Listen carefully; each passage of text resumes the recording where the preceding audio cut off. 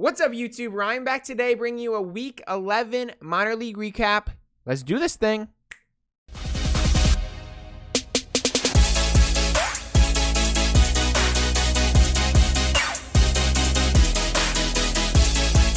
Welcome back to another minor league recap. Some insane performances this week. This might be our best offensive performing week so far in the minor leagues. I put an asterisk on it though because unfortunately, Saturday the 17th when I'm recording this, it won't be included. So the reason that is because I will not have time to record really for the next few days. But what I'm going to do, because Baseball References, which I use to pull week by week data, it updates in the morning at like 2 a.m. Arizona time for me. I'm going to post on the comments under this video, and I'm going to pin it, so it's going to be the first comment on this video, any top performers for Saturday, specifically Saturday, just so no one misses out. And I feel bad for not having it because there is some good performances that have happened today. So that's what we're going to do. Just look in the comments for Saturday's top performers. Let's jump into the video. LowA baseball. We're starting off with the Martian. Let's do it. First player up in LowA, Jason Dominguez. He made his LowA minor league debut, his official minor league debut, in my opinion. Rookie ball's cool and all, but it's more training camp stuff. Finally made his debut in minor league baseball, hit his first home run. Jason Dominguez, he had a really good week. He deserves to be on this video. And we're going to see the stat line, and it's a pretty nuts stat line, but there's just so many top performers this week, where really this is the fifth best performer this week. And Jason Dominguez over 4 games this week, he hit .438 with a .471 on base percentage, an .813 slugging percentage, nearly a 1,300 OPS. He hit that 1 home run. He hit a triple, which he tripped really bad on. Ouch! Pay attention to what you're doing. It looked like he got hurt, but apparently he was fine. But he has 7 hits in 4 games, 4 RBIs. He also drew a walk. Yeah, just a really solid week for Jason Dominguez in his minor league LowA debut. Second player this week in LowA, Robert Hassel III. It's his 3rd time making my minor league recaps. He made it in the first week. He made it a couple weeks ago, and now he's up here again. Over 5 games this week so far. He's in .565 with a .615 on base percentage, .739 slugging percentage, .1355 OPS. Didn't hit any home runs, but he had 4 doubles, so that's nice. He had 13 hits in 5 games, only 2 RBIs.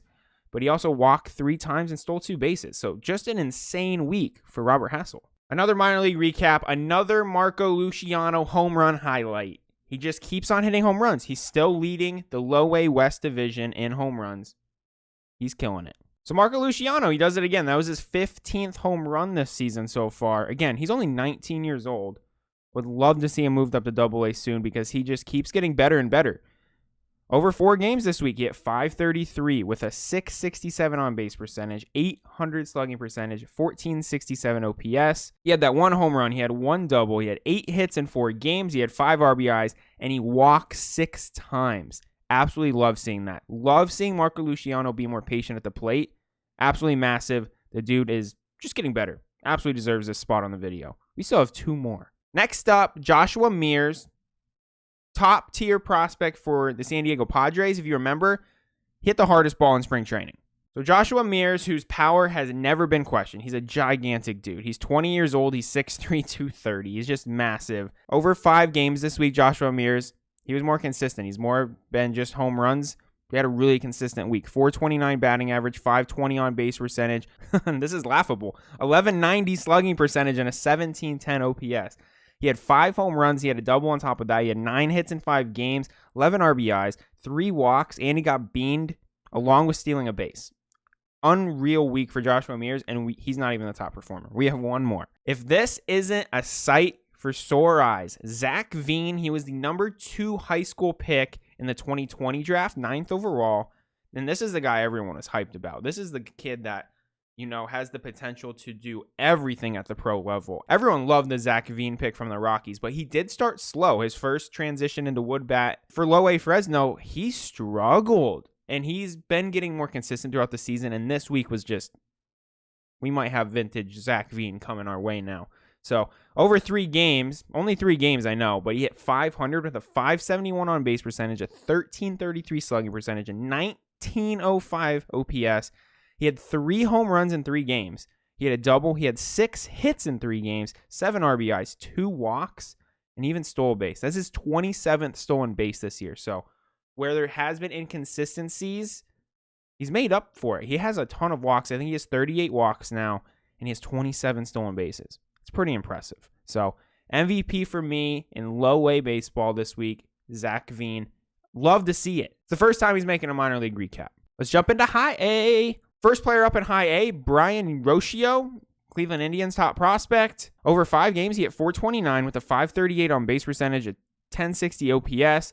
No home runs, but he had 2 doubles. He had 9 hits in 5 games, 5 RBIs on top of that, 2 walks, only struck out 3 times, and he got beaned 3 times. He even stole a base. So really solid week to kick off HighA. Second player up in HighA, Andy Pages, plays for HighA Great Lake Loons. Say that 100 times straight. They go crazy. But I've talked about him in a few of my videos. I think he's up there with one of the best power-hitting 20-year-olds on the planet Earth. And I've recently bought a very expensive card of his, and I said, you know what? I love where the power's at, but I want to see him get on base more. I want to see him hit for a higher average. Look what we did this week. This could potentially be a little breakout for Andy Pages, who's been slumping other than the power, in my opinion, in the past month. Over 5 games this week, he hit .400 with a .550 on base percentage, .1150 OPS, no home runs. But he had 3 doubles, he had 6 hits in 5 games, and he walked 4 times. That's huge for me. He walked 4 times in 5 games. I love seeing that, and he got beaned. Heck, he even stole a base. I didn't even know he could steal bases. So, amazing week for Andy Pages. Really good to see because he's just been hitting for power recently. So, amazing week. I will say, HighA was the worst performers this week. We have 3 to talk about, and Zach DeLoach is one of them who's been absolutely on fire for the past month and a half. Unstoppable right now. Zach DeLoach, second rounder in the 2020 draft for the Mariners out of Texas A&M. Someone I talked about before this season that I just really like. He performed really well in the Cape Cod. I just think he has really high ceiling as far as hitting with wood bat. He plays for the HighA Everett Aqua Sox, and he got Player of the Month last month in his division, and he's on pace to maybe do it again this month, back-to-back months, because this week, more of what we've been seeing from him lately. He's been on a couple of our most recent videos. Over his last 5 games, he hit .476 with a .577 on base percentage, .1190 slugging percentage, a .1767 OPS, 4 home runs, 10 hits in 5 games. He had 3 doubles on top of that. He walked 5 times too. And he only struck out twice. Love seeing that. A lot of bat to barrel there. Not a lot of swing and miss. So, humongous week for Zach DeLoach. And he absolutely deserves MVP honors for HighA. Just absolutely crushing the baseball lately. Love to see it. Next up, DoubleA baseball. We had so many top performers. We're talking like 7 top performers this week. So we're going to try to go fast. First player up, Corey Lee, top catching prospect for the Astros. I believe he's number 5 on their list. Absolutely demolishes his baseball. Absolute laser beam. Corey Lee is someone who's been under the radar this year, who's been absolutely raking all season long. This week, over 4 games, he hit .353 with a .389 on base percentage, a .977 OPS. He had a home run. He had a double, 6 hits in 4 games. He walked once. Just a really solid week for Corey Lee, and I wanted to include him in this just because he's been really good this season. Like, really good. First rounder in the 2019 draft, number 32 overall. He deserves to be on this video, and I probably should have included him in a couple more because go look at his stats. He's doing really good this year. Bobby Witt Jr. makes me regret selling a huge autograph I had of his about every week now. Keeps hitting for power. Super impressive. Launches that ball. Absolutely launched it. The second overall pick in 2019 is showing out, and you know what? He might be MLB ready right now. He's 21 years old. This week, over 4 games, he hit .263 with a .300 on base percentage, a .1037 OPS, but he hit 3 home runs this week, and that's why he's on this video. I just feel like anytime someone hits more than 2 home runs and they're like a top 10 prospect, they should be on this video because that's really what these videos are focused on, is top prospects. And he had a really good week. He had 5 hits in 4 games. He had 8 RBIs. He had a walk on top of that. The dude just keeps hitting for power consistently, and I don't even think he's really tapped into his full potential. He's hitting .292 on the season, but like if he cuts down his strikeout rate a little bit, like we might see another superhuman baseball player in Bobby Witt Jr. Really good week. Next player up, Josh Young. Absolutely demolishes this baseball. Look at where it lands. It lands behind the lawn seat sign. That girl almost got taken out. This 2019 draft continues to impress you. Josh Young was the 8th overall pick. He had a really good week this week. Over 4 games, he hit .375 with a .444 on base percentage, .1132 OPS. He had that 1 home run that was just crushed. He had 2 doubles, 6 hits in 4 games. He walked once and got beamed once. So just a really solid week for Josh Young. Deserves to be on this video. Next player up, Jordan Groshans. And I really want to include him because he's someone that I've been very high on in the past. And, you know, he's dealt with some injuries. And he was the 12th overall pick in the 2018 draft, which I also think is an insanely stacked draft class. And I've said multiple times, I think Jordan Groshans might be the best hitter in that class. And he showed a little bit of it this week. Over 3 games, hit .444 with a .583 on base percentage, 1139 OPS. No home runs, but he had 1 double, 4 hits in 3 games, and he walked 3 times. So got on base a ton. He got on base 7 out of 12 times this week. Really good week. Tristan Casas is a player who's missed some time training with Team USA, but he might have the most power in the minor leagues. Straight up, he might have the most power in the minor leagues. Every home run he hits is demolished. And you know his power makes sense because he is gigantic. 6'4", 252, and as you can see, he is not fat. He is jacked. He is a giant human being. Over 4 games this week, he hit .308 with a .412 on base percentage, 1181 OPS. He had 2 home runs, which were both just absolutely murdered. He had 4 hits in 4 games. He walked 3 times. Just a really good week for Tristan Casas. And like I said, I think he only has 5 home runs in the season so far this year, but he's also missed time going back and forth training with Team USA. He's going to be in the Olympics too. So if you're someone that collects sports cards, might be someone you might want before the Olympics hit because you might do something big on the big stage. So we'll see what happens. Very good week. Next player up, Michael Busch, number 2 prospect for the Dodgers. This week, he showed why he's their number 2 prospect. Michael Busch, 31st overall pick in the 2019 draft, another 2019 guy. Over 4 games this week, he hit .333 with a .556 on base percentage. Love to see that. 1306 OPS. He had 1 home run, 2 doubles. He had 4 hits in 4 games. He had 5 walks on top of that and got beamed once. And I will say, he'll already be in the comments below because he did hit a home run on the 17th when I'm recording this video. And our AA MVP went deep twice in the MLB Futures game. He won MVP. Brennan Davis for the Chicago Cubs organization. He's their number 2 prospect. He's looking really good at AA. So Brennan Davis, you know, he's been someone that he recently got promoted to AA in June, and he's getting more comfortable every single day. He hit 2 home runs in the Futures game. Like I said, he won MVP. Very impressive stuff there at the beginning of the week this week. But on top of that, in 4 games, he hit .250, which you look at and you're like, why is he on this video? Man's had a .471 on base percentage. That's why. And an .804 OPS. So yes, the power wasn't there. I will say he's another one. He had a home run today. He'll be in the comments below. But he had a double. He had 3 hits in 4 games. And he had 4 walks in 4 games and got beamed once. So he got on 5 times for free in 4 games.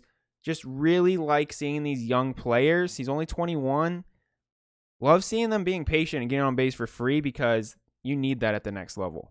Brennan Davis, AA MVP, MVP of the Futures game. Well deserved. We have 6 players to talk about in AAA. Like I said, this is an insane offensive week for minor league baseball. These players' performances were insane. What else can I say? First player up in AAA this week, Mickey Moniak. He had a really good week this week. Mickey Moniak is someone that got brought up, I think, too early, and he's back in AAA now, and he's been doing really well since. So very excited to see when he gets his next chance at the MLB. Because this week, over 5 games, he hit .353 with a .368 on base percentage, 1,074 OPS. He had a home run, he had a triple, he had a double, 6 hits in 5 games. He had a walk, and he stole a base. Just a really good performance from Mickey Moniak this week. Kicks off AAA. Next player up, Brandon Marsh, rocking the Charlie Blackmon look, giant beard, very long hair, and he's crushing in AAA since coming back from his injury. So Brandon Marsh this week, he made the video last week, came back from injury, crushed it. Another week of crushing it. Over 6 games, he hit .400 with a .423 on base percentage, 1103 OPS. He had 1 home run, 1 triple, 2 doubles, 10 hits in 6 games. He even walked once. Just a really good performance for Brandon Marsh.